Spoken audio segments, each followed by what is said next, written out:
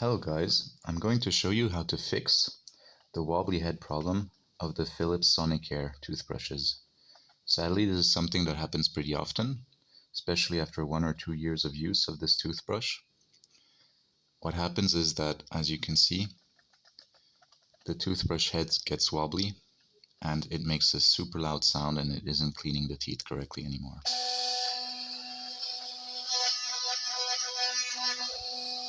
If you are experiencing this, there is a quick fix which shouldn't use more tools than just a towel, a hammer or something similar, and a screwdriver. If the problem persists, like I have been noticing with this toothbrush, that after you fix it, it comes back after a few months or weeks, I will show you now a permanent fix which should solve the problem for a longer time, or, well, as long as possible, which involves just gluing the screw that keeps coming loose inside this toothbrush. So the first thing you want to do is take the head of the toothbrush off. And now you can very clearly see that something is wrong with this toothbrush. This shouldn't be as fragile and as wobbly and moving as much. The next step is to take the back side of the toothbrush out, like I have done. This is put together. And to do this, all you need is a towel. So what you're going to do is wrap the towel. It can be any kind of towel. It can be thin, thick, it doesn't matter, because we're just going to layer it. And you're just going to wrap this towel around the edge of the toothbrush, like so.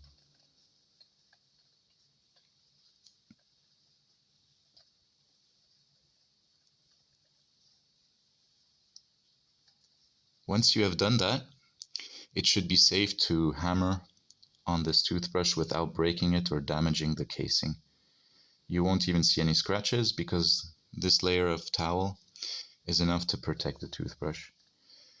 So if you don't have a hammer, there are other tools you can use, like for example a heavy wrench, or the most common tool that even I use for this toothbrush that everybody has in their kitchen would be a very heavy and robust frying pan, or some kind of casserole or cooking utensils that you can use.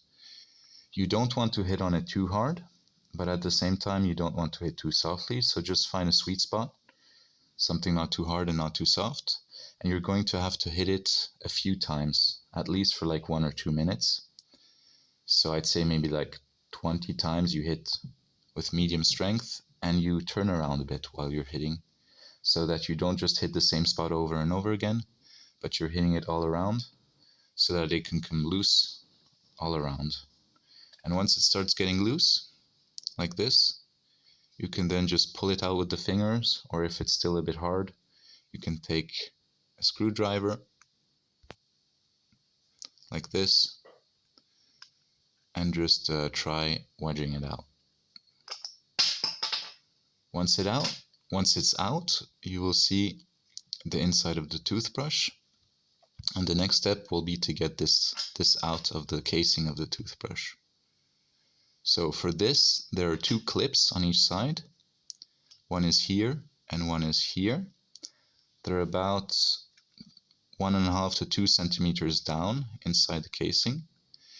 And to unclip these 2 clips that are holding the middle part inside, the easiest and best solution I found is using this kind of screwdriver, getting inside and trying to unclip it that way from the side.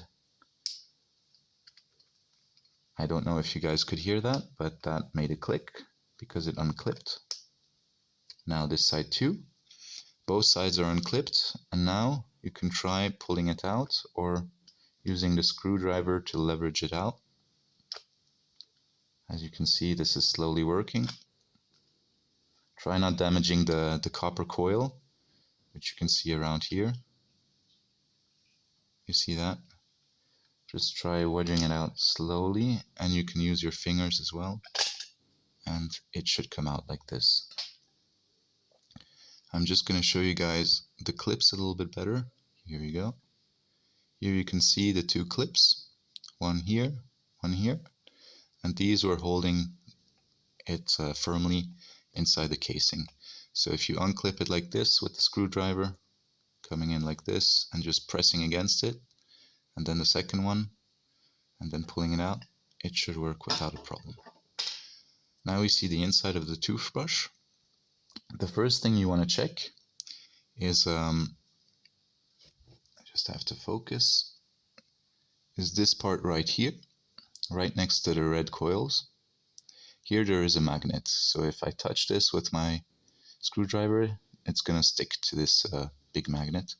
And in between this big magnet and this red coil with the black plastic casing, there should be about 1 to 2 1 millimeter spacing. If you don't have any space here, see now it's sticking to the magnet. If you don't have the space here, you should try and push it up, push the magnet up with the screwdriver or some kind of credit card or something to get some space again on both sides, because the toothbrush needs the space to work correctly. If this magnet is sticking to this red coil, this is also a reason why the toothbrush head will get looser and looser, because it's not vibrating correctly and functioning correctly with the magnet and the coils. And then this will happen over and over again. So that's the first step. Try and check that this is good. And you can, yeah, just watch out to not press the buttons. It's not too dangerous if it does happen, as you just saw, but it's kind of not so nice. So I don't know if you guys can see, but on this side it looks pretty good. There is about 1 millimeter space, even a bit more. But on this side I have less space. It's like half a millimeter. So I'm just gonna try to push it up. And it looks better already.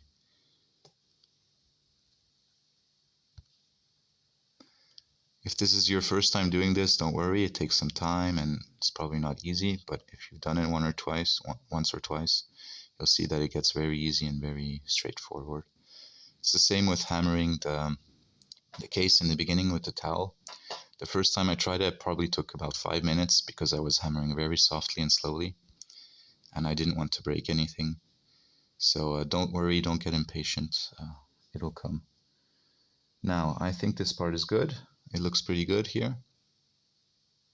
Here. So now the next step would be the screw that keeps getting loose. And this screw is the whole reason why this head is so wobbly. As you can see, it's wobbling all over the place. And this tiny little screw is the only thing that fixes all of this together. It's kind of sad that when you buy these toothbrushes, they didn't find a solution to just make the screw tight, maybe use a different screw or just fix it with some kind of glue or tape, because this is really the only problem that makes the toothbrush unusable. And when you send it to them, instead of fixing it, they just throw it away and send you a new one. So it's a lot of waste, a waste of good product for a simple fix. And well, yeah. So what you have to do, of course, is screw this back together, like I'm doing right now. I'm just going to focus a bit. There we go. Now you guys should be able to see very well the screw. This is not the first time or the second that I'm screwing this back together.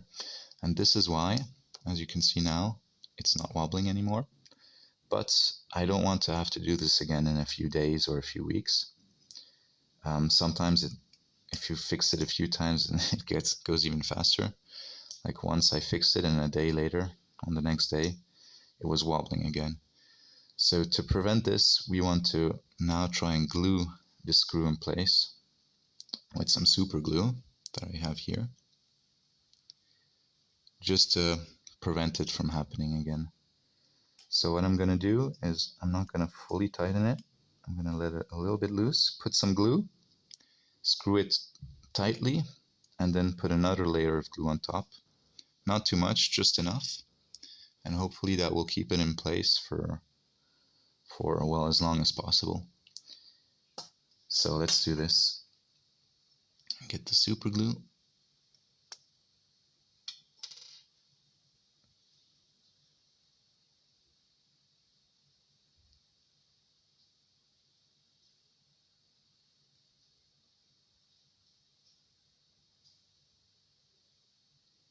I'm trying to put it on the sides so it can seep underneath where I'm putting the screwdriver in.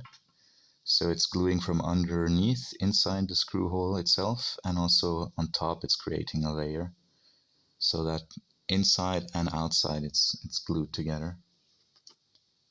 So I can't really see that well, but hopefully this is enough.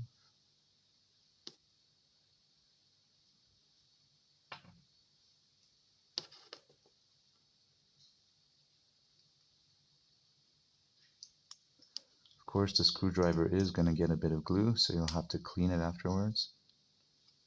Now tightening it really hard.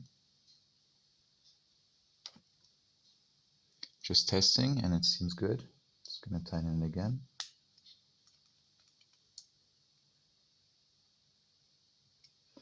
And now I want to put a second layer on top, just to really get the screw fixed in place.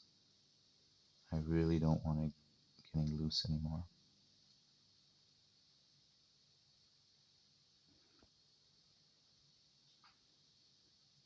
Now at the same time, you don't want to put too much glue, because otherwise, since there's not a lot of space here, it's just going to, well, it's just going to flow down on the other parts, and it's going to probably start sticking to other parts you don't want to immobilize. So try to find the right balance.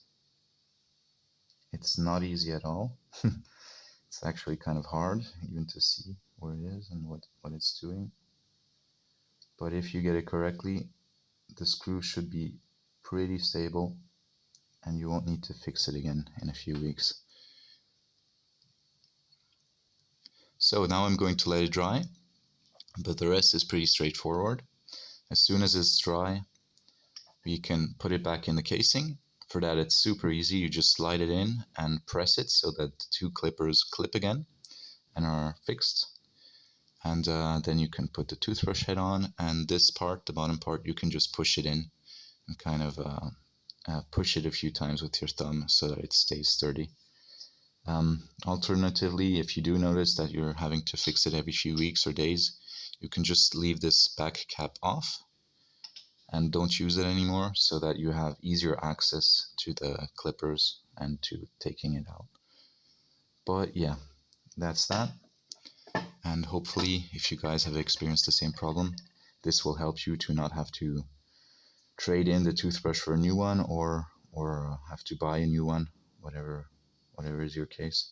Hopefully this helps you and this solves your problem. Thanks guys, bye bye.